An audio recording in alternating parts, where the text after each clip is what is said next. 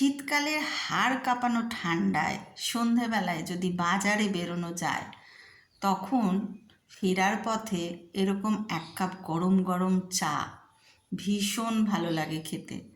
কলকাতায় থাকলে এরকম মালাইদার ঘন চা এই অলিতে গলিতে পাওয়া যায়। কিন্তু শান্তিনিকেতনে এসে ভাঁড়ে চা বহুবার খেয়েছি, কিন্তু এরকম মালাইদার চা এই প্রথম খেলাম। বেশ ঘন মোটা, আমরা কলকাতায় বলি পাঞ্জাবি চা, সেই রকম। সত্যিই খুব ভালো লাগলো। দোকানটা নতুন খুলেছে রতনপল্লী বাজারে। নামটা একটু খটোমটো, চাহা পানি অমৃত তুল্য। যাই হোক, এটা মহারাষ্ট্রিয়ান একটা দোকান। চাহা পানি বলেই হয়তো পরিচয় পাবে।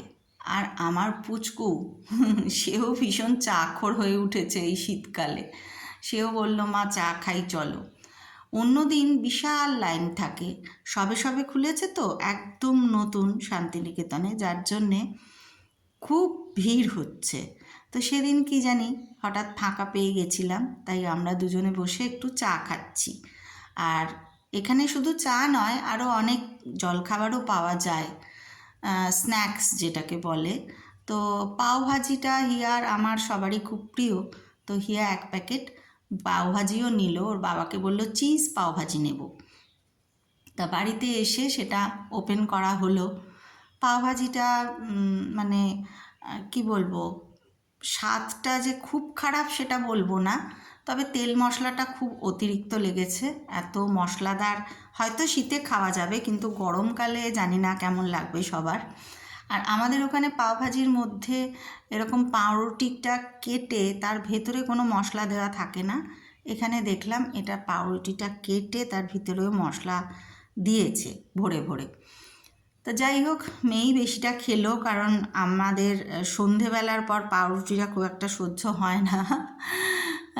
তো এই সমস্ত খাবার খেতে ভালোই লাগে, কিন্তু আমি বাড়িতে বানিয়ে খেতেই বেশি পছন্দ করি। এটাকে পাওভাজি, বড়া পাও, যে যেরকম বলছে নামে ডাকছে। তবে ওই যে বললাম, বাড়িতে বানালে বেশ ভালো লাগে খেতে, কিন্তু দোকানের খাবারটা খুব একটা ভালো লাগে না।